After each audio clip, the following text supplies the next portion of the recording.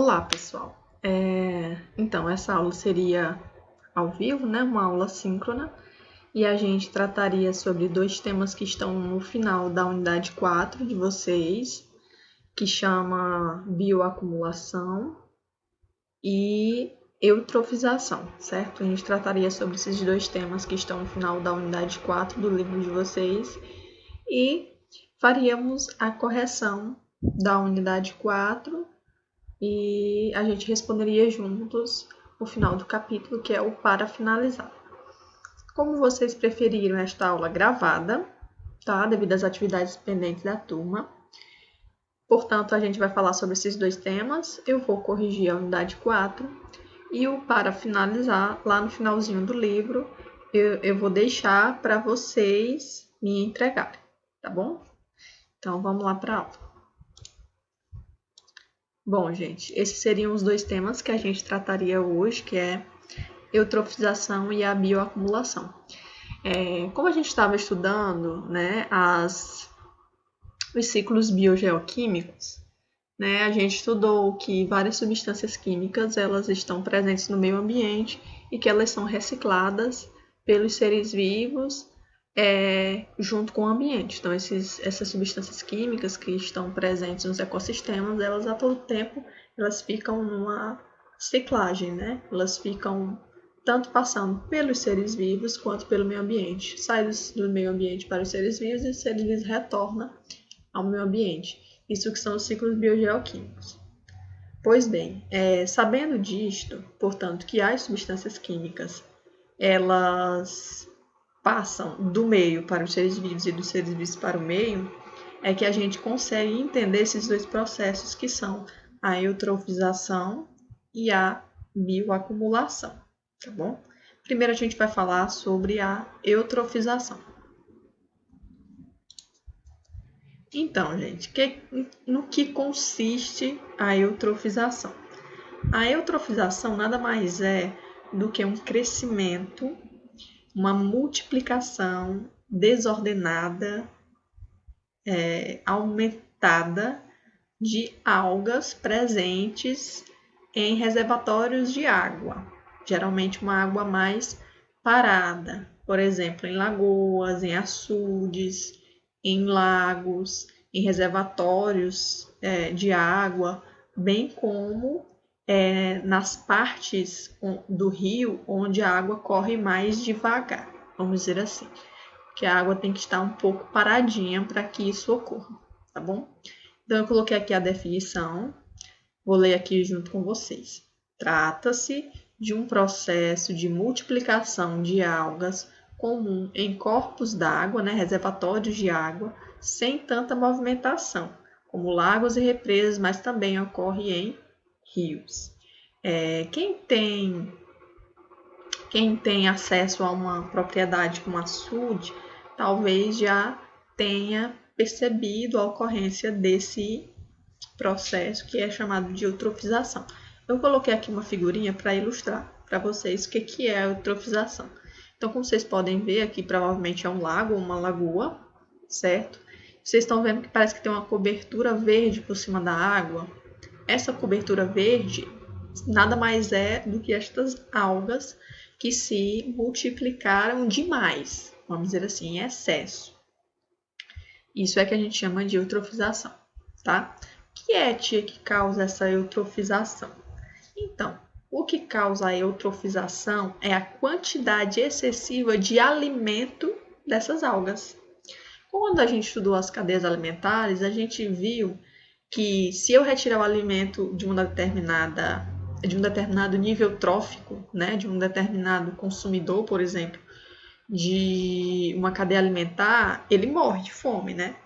O inverso pode ocorrer. Se eu der alimento em excesso para um determinado organismo, para um determinado ser vivo, ele vai se multiplicar.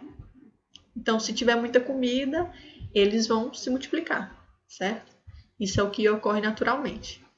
Nesse caso aqui da eutrofização, quando eu forneço nutrientes demais, quando tem um excesso de nutrientes na água, para estas algas, elas se multiplicam demais. Então, é isso que vai acontecer. Por isso que eu coloquei aqui, ó. A ampla disponibilidade de nitrogênio e fósforo são duas substâncias químicas, são a base dos alimentos dos nutrientes dessas algas. Na água, fornece um ambiente totalmente favorável à grande e rápida multiplicação das algas. Então, essas substâncias químicas, esses nutrientes em excesso, esse alimento em excesso da alga, é que vai fazer com que ela se multiplique muito rapidamente e em grandes quantidades, gerando essa cobertura verde que acontece aqui, ó, como vocês podem ver na imagem, processo chamado de eutrofização.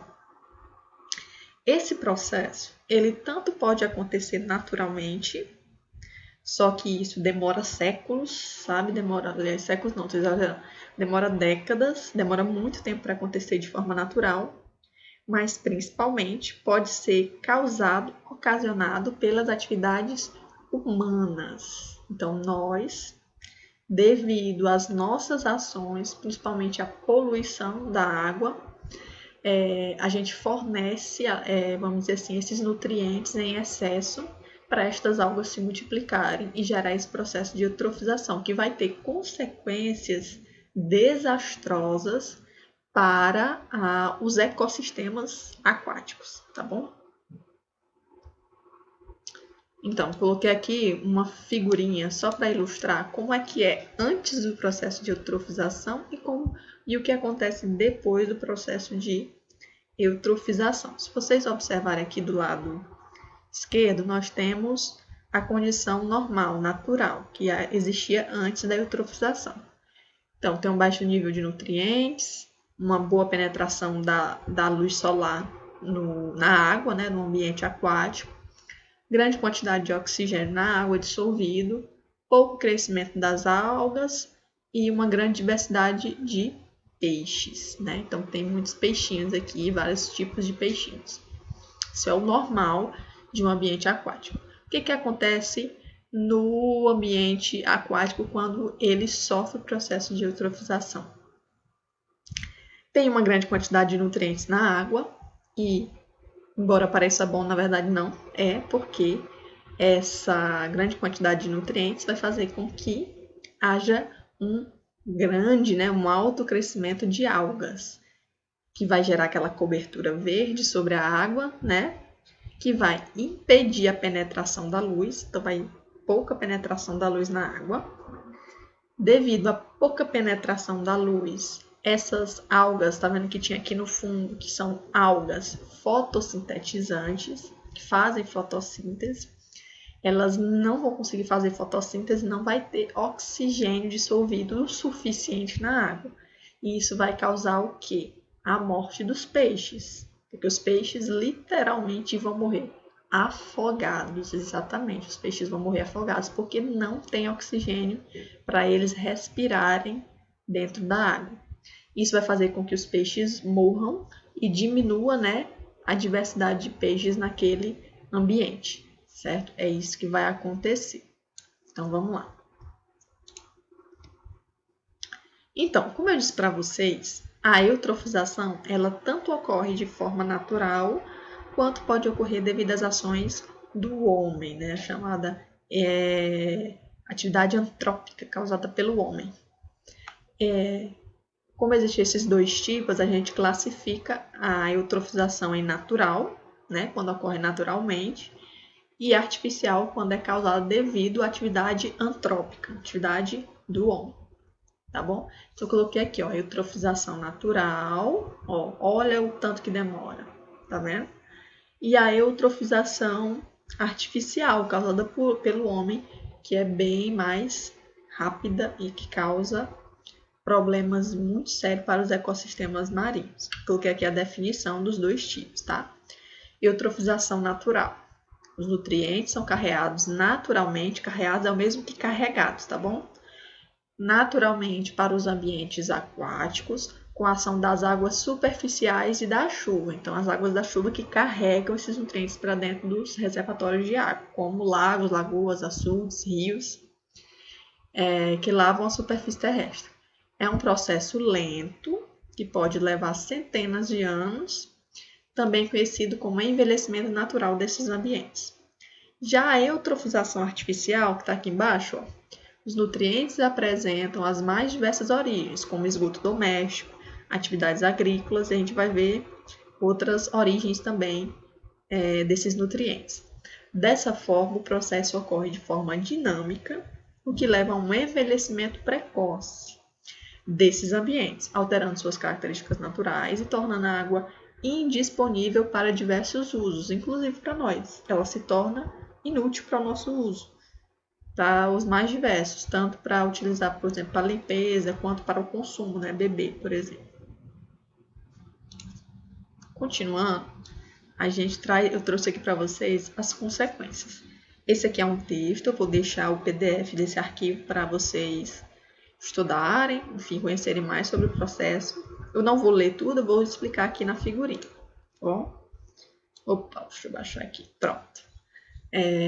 Então, como eu estava explicando para vocês, a eutrofização ela é causada principalmente devido à ação do homem, à atividade antrópica, né? O que acontece? A poluição, né, gerada pelo homem na água, nos cursos de água, como açudes, lagos, lagoas, rios, etc., causa o quê? Um excesso de nutrientes na água. Então, a poluição ocasiona um excesso de nutrientes na água, principalmente baseado em fósforo e nitrogênio, como a gente viu lá no começo. Isso faz com que haja um aumento das algas superficiais, que ficam na superfície da água, e formação de uma barreira, que é aquele tapete verde em cima da água que a gente viu lá naquela imagem. Esse tapete verde que cobre a água faz com que haja uma pouca penetração da luz solar. Então, tem uma diminuição da luz solar dentro da água. Isso diminui a fotossíntese daquelas algas que fazem fotossíntese no ambiente aquático. E essa diminuição da fotossíntese diminui a produção de oxigênio nesse ambiente, certo? Isso causa o quê? A morte de animais que respiram dentro da água. Então, peixes vão morrer, por exemplo. Os peixinhos vão morrer, no caso, como eu disse para vocês, afogados, vão morrer sem oxigênio. Quando esses animais morrem, eles vão ter que sofrer o processo de decomposição. Todo animal, quando morre, né, como vocês sabem, sofrem decomposição. Pois bem, como vai vários peixinhos morrerem ao mesmo tempo, isso vai aumentar a quantidade de bactérias decompositoras.